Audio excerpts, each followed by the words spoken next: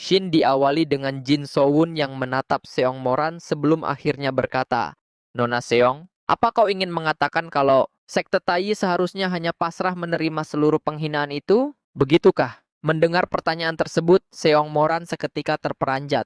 Raut keterkejutan tampak jelas di wajahnya. Ia sama sekali tidak menyangka akan mendengar perkataan seperti itu keluar dari mulut Jin Sowun. Kemudian Seong Moran menundukkan pandangannya dan berkata dengan suara pelan, "Tidak, bukan itu maksudku. Maksudku." Setelah mengucapkan kata-kata itu, Seong Moran terdiam untuk beberapa saat. Kepalanya semakin tertunduk dalam, sementara pikirannya dipenuhi kebimbangan, berusaha mencari kata-kata yang tepat untuk diucapkan. Beberapa saat kemudian, dengan suara lirih yang nyaris tak terdengar, Seong Moran berkata kepada Jin Sowun, "Kami minta maaf." Usai mengucapkan permintaan maaf itu, Seong Moran mengepalkan kedua tangannya erat-erat, seolah menggantungkan harapan terakhirnya pada kata-kata tersebut. Dalam hatinya ia bergumam, tidak mungkin dia akan menerima permintaan maaf seperti ini. Kalau aku berada di posisi Tuan Muda Jin, aku pasti tidak akan pernah memaafkan mereka.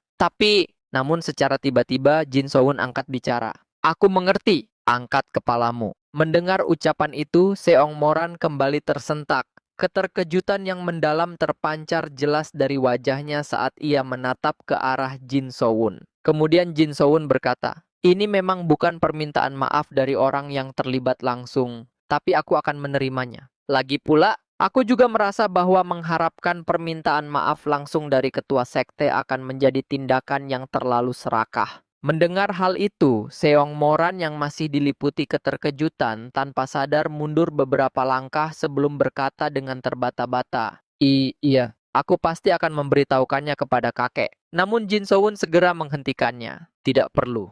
Bagi kita, tidak perlu meneruskan rantai keburukan ini, bukan?" Mendengar ucapan itu, Seong Moran kembali dilanda gelombang keterkejutan yang semakin mendalam. Tatapannya bergetar, seakan sulit mempercayai kata-kata yang baru saja ia dengar. Kemudian Jin Sowun kembali angkat bicara, "Kalau kau benar-benar merasa bersalah atas kejadian ini, maka bertanggung jawablah. Ubah sekte pedang besi agar menjadi sekte yang tidak lagi seperti sekarang."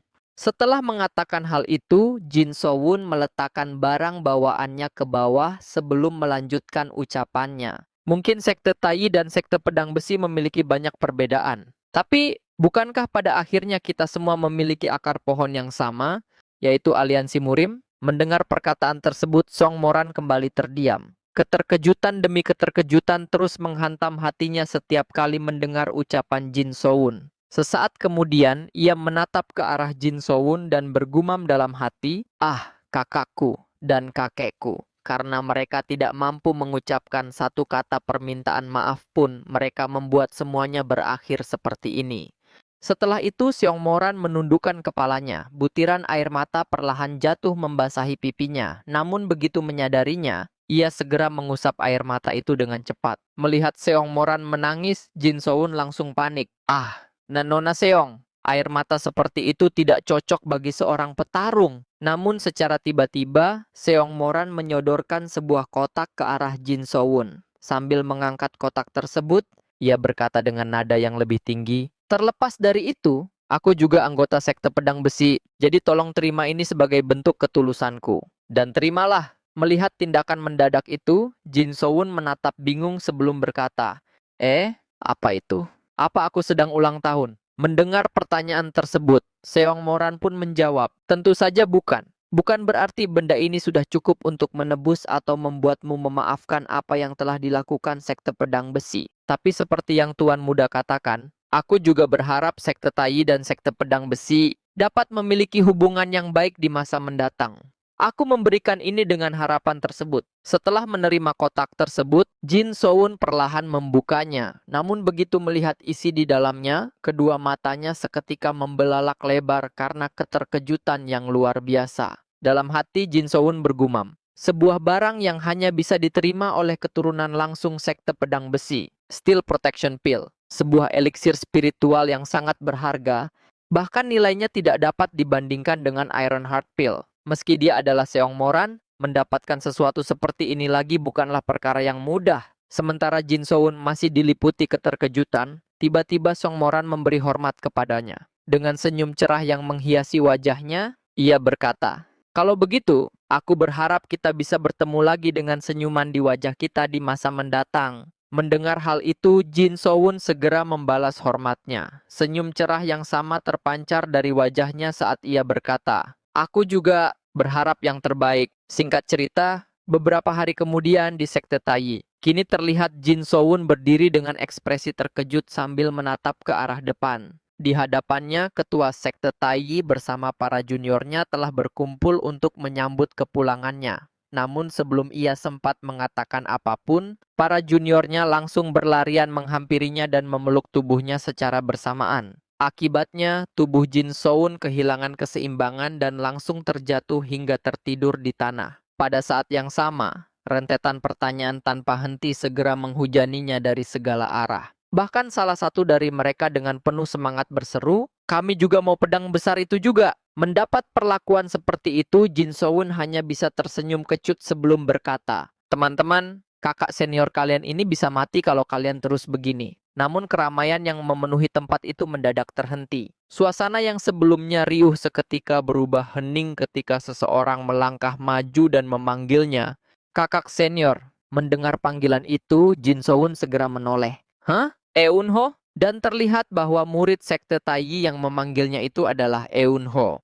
Kemudian Jin So-won menatap Eun-ho sambil berkata, "Ada apa? Anak besar sepertimu tidak mungkin minta gendong kan?" Namun secara tiba-tiba Eun-ho angkat bicara. "Jujur saja, dulu aku menyesal masuk ke Sekte Taiyi. Ketika orang-orang bertanya kenapa aku masuk Sekte Taiyi, mereka selalu mengatakan kalau aku tidak akan pernah mencapai puncak kekuatan dengan teknik Laser Heaven Sword yang lemah. Aku tidak bisa membantah apapun saat mendengar hal-hal seperti itu. Tapi sekarang sudah tidak lagi. Malah berkatmu kakak senior, sekarang aku bangga menjadi murid Sekte Taiyi. Karena itu, aku juga akan berlatih teknik Laser Heaven Sword dengan sekuat tenaga. Lalu menjadi murid yang bisa dibanggakan oleh Sekte Taiyi, sama sepertimu, kakak senior Jin." Mendengar ucapan tulus tersebut, Kang Chae-seok, Hong, dan ayah Jin So-won tidak dapat menyembunyikan rasa haru yang memenuhi hati mereka. Kemudian secara tiba-tiba, Jin So-won melayangkan pukulan ringan ke dada Eun-ho. Sesaat setelahnya, ia menunjukkan senyum lebar dan berkata, "Aku nantikan itu." Di sisi lain, ketua Sekte Taiyi yang menyaksikan pemandangan tersebut memperlihatkan senyum cerah di wajahnya. Saat mendengar kabar tentang Sekte Pedang Besi, aku sampai tidak bisa tidur sepanjang malam itu. Dan ketua Sekte Taiyi tersebut bernama Hong Munggi, sekaligus ayah dari Hong Saryon. Kemudian Hong Mungi melangkah perlahan ke arah ayah Jin So-won dan berkata, "Kalian sudah bekerja keras." Melihat ketua sekte datang bersama para pemimpin aula, ayah Jin So-won langsung terkejut. Ketua sekte dan para pemimpin aula. Di sampingnya, Hong Saryon juga menunjukkan ekspresi terkejut. "Ayah." Kemudian ketua sekte Hong Mungi kembali angkat bicara, "Selama 150 tahun sejak sekte pedang besi muncul, kita selalu dipermalukan oleh mereka dan tidak mampu melakukan apapun selain menerimanya. Karena kita kurang kuat, karena kita kurang kompeten, karena sekte kita lemah." Tapi So-won telah menyelesaikan masalah itu. Seorang anak telah mencapai sesuatu yang bahkan tidak bisa dicapai oleh orang-orang dewasa. Hal itu membuatku sangat berterima kasih dan sekaligus membuatku merasa malu. Kemudian Hong Mungi mengangkat tangannya untuk mengusap air mata yang mulai menggenang di sudut matanya. "Haha, aku malah bertingkah konyol." "Ah, benar. Karena So-won telah melakukan sesuatu yang luar biasa. Bukankah sudah seharusnya kita mengadakan sebuah pesta?" Mendengar usulan tersebut, ayah Jin So-won seketika memasang ekspresi datar. Sambil mengangkat satu tangannya, ia berkata, "Sebaiknya jangan. Apa kau tidak memikirkan bahwa jika kita mengadakan pesta, lauk makanan anak-anak akan menjadi menyedihkan selama 6 bulan ke depan? Kita tidak punya anggaran untuk itu." Mendengar penolakan yang begitu tegas, ketua sekte segera memohon. "Tapi ini bukan kejadian biasa kan?" Namun Jin Tae-san, ayah Jin So-won, tetap menjawab dengan wajah tanpa ekspresi. "Terus kenapa?" Ketua sekte kembali bersikeras. "So-won sudah melindungi kehormatan sekte Taiyi." Mendengar itu, Jin Tae-san langsung menjawab dengan nada datar yang sama. "Apa kehormatan bisa menghasilkan makanan di meja? Aku bahkan sudah membenturkan kepalaku ke lantai." Mendengar jawaban tersebut, ketua sekte terdiam sesaat sebelum akhirnya merogoh kantong pakaiannya. Kalau pemimpin aula eksternal begitu menentangnya, maka aku akan ikut membantu dengan uangku sendiri. Sambil berkata demikian, ia mengeluarkan sejumlah uang dari kantongnya. Melihat tindakan ketua sekte, banyak orang di sekitar mereka ikut tergerak. Satu persatu mereka mulai mengeluarkan uang mereka sendiri mengikuti apa yang telah dilakukan oleh ketua sekte.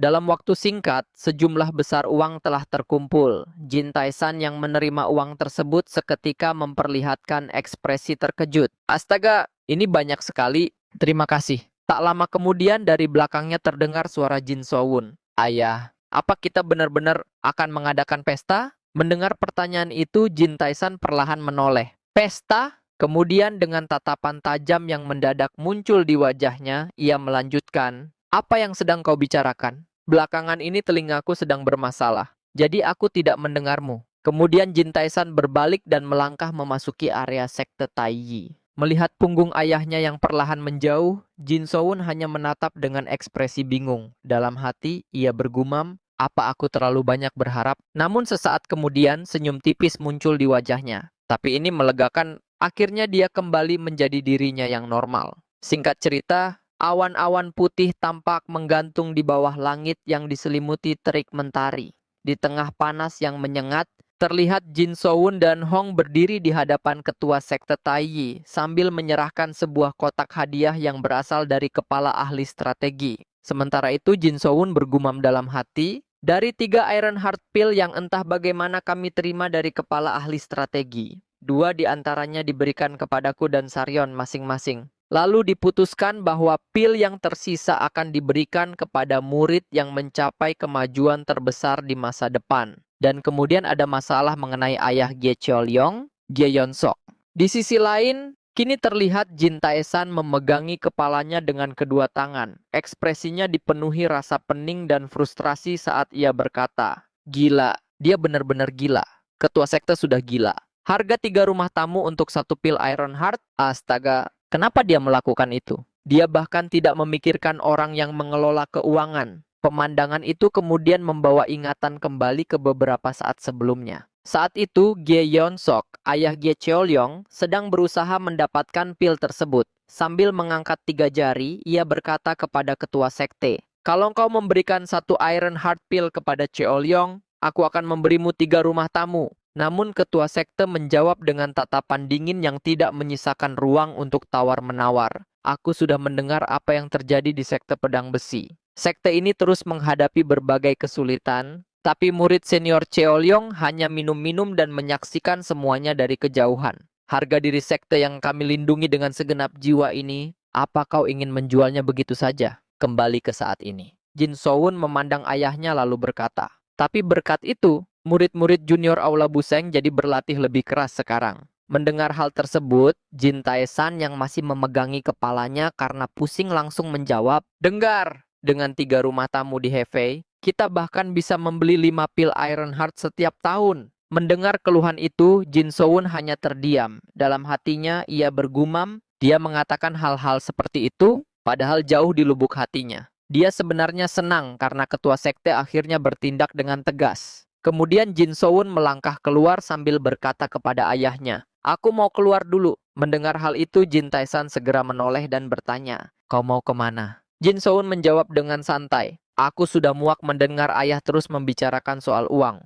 Jadi aku akan mencoba mencari uang sendiri." Mendengar jawaban tersebut, urat di dahi Jin Taeshan seakan langsung menegang. Dengan nada kesal, ia berseru, "Anak sialan, memangnya bagaimana caramu menghasilkan uang?" Namun Jin Sowun hanya tersenyum ringan. "Bukankah ayah terlalu meremehkan kemampuan anakmu sendiri?" "Ya, aku pergi dulu." Melihat putranya benar-benar hendak pergi, Jin Taeshan segera berteriak dengan nada lebih tinggi, "Tunggu dulu, aku bertanya kau mau pergi kemana? Dasar anak nakal." Sayangnya Jin Sowun sudah lebih dulu meninggalkan ruangan itu.